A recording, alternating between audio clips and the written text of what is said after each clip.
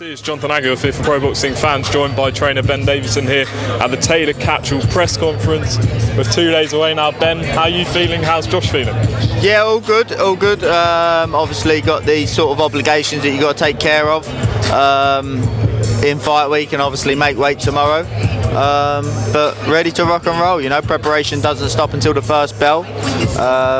But yeah, ready to rock and roll. How do you think the professional relationship between you and Josh has developed? You've had 2 fights together now, obviously last one with the Ramirez fight. How do you think it's developed in the gym and translating to fight night?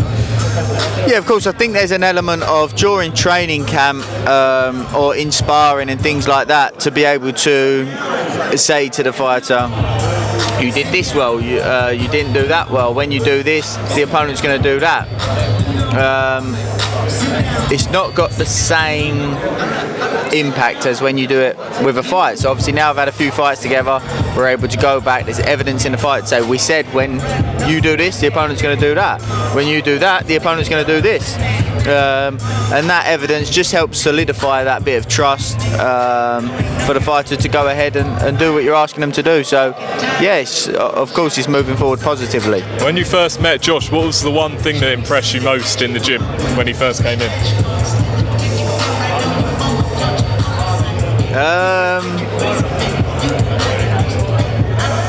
Sort of like technically. His speed, you know, like I said up there, for someone at 140 pounds to be that big but still that fast, has there ever been somebody so big for a weight and so fast? I'm not too sure. Obviously, you know, you've worked with a number of top fighters. You are continuing to work with a number of top fighters. Saunders, Tyson Fury. Where does Josh compare, sort of ability-wise, compared with those two?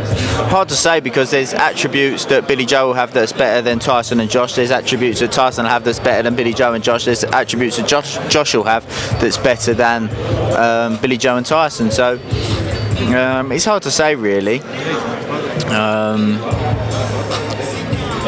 Yeah, you know, they're all elite, like super elite fighters, and it's hard to compare them. People sort of questioning going into this fight week, well, how is Josh going to get up for a mandatory when he had the undisputed? But he doesn't come across as someone that's going to overlook someone and, you know, take anything any less seriously. Is that what you've seen sort of in the gym? No, for sure. You know, you just have to take into consideration what's up for grabs here and what's at risk here. So, you know, that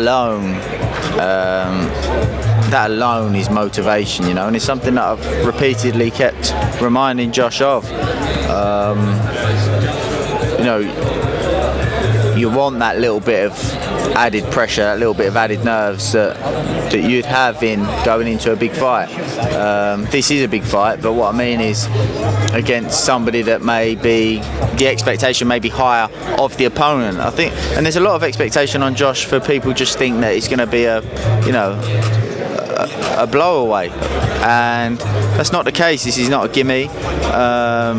You know, it's going to be a well-earned victory. But there's obstacles that Josh has to overcome and or make sure he avoids. And how does Jack, having watched him, how does he compare to Josh's last challenge in Ramirez? It's just style-wise, isn't it? It's completely different stylistically. So in his style, of course, he poses threats. There's elements that Jack does that are better than Ramirez. Obviously, of course, there's elements that Ramirez and traits Ramirez does better than Jack. So they all pose their own threat, just in different ways and different style matchups, different tactics, and those kind of things. But we're confident we know how Jack's going to look to go about the fight.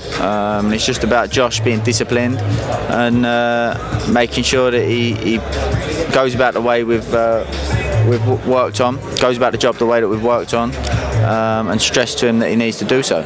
A couple more things just away from the fight. We saw obviously last Saturday Kell Brook beating Amir Khan. What did you make of the fight, Ben? brilliant fight. You know, I'm pleased. I know Kell.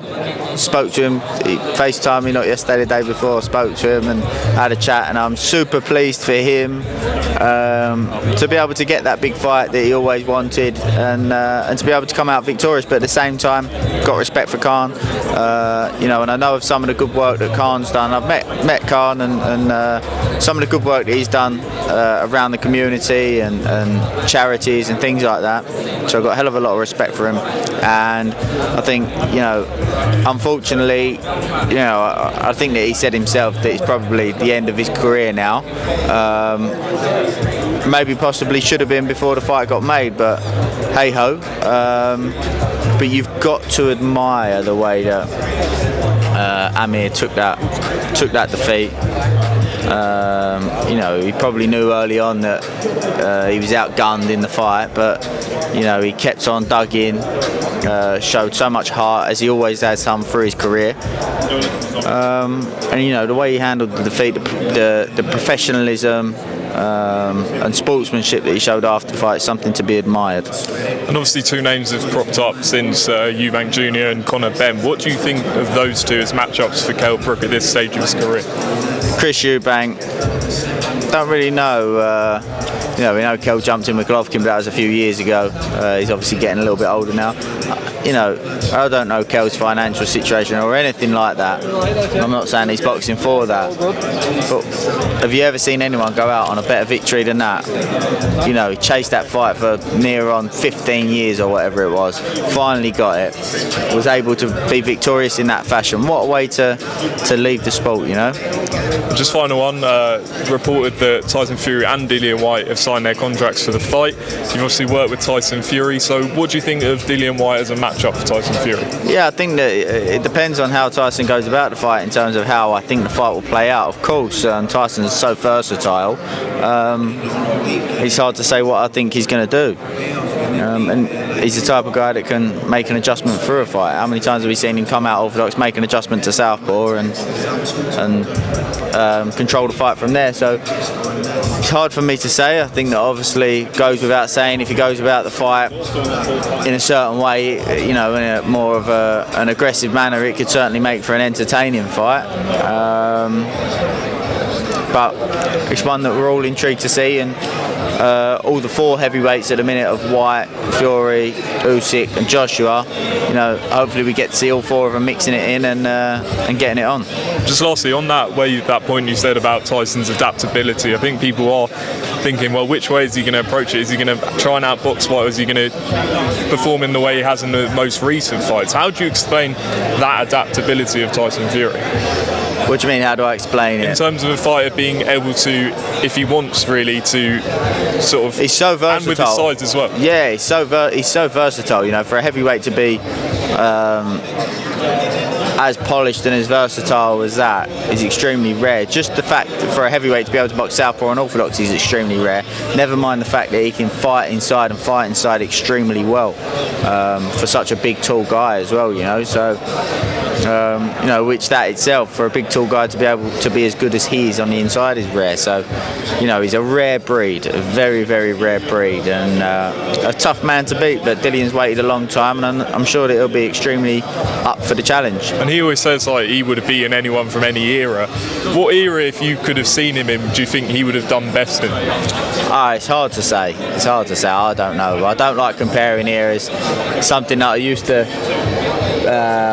you know, always say is when people would ask, you know, questions that always used to come up, but I don't tend to answer those questions now, just because, you know, one, it's disrespectful to the boxers in the past, and 2, I think it's hard to judge a fighter while he's in the middle of his career. And anyone you want to sort of shout out from your team? Obviously a lot goes into all the fighters you work with. Yeah, Lee Wiley, John Poppy, done a great job with us with Josh Taylor, so you know, looking forward to a showcase performance on Saturday. Ben, thanks for talking to Pro Boxing Fans. No problem.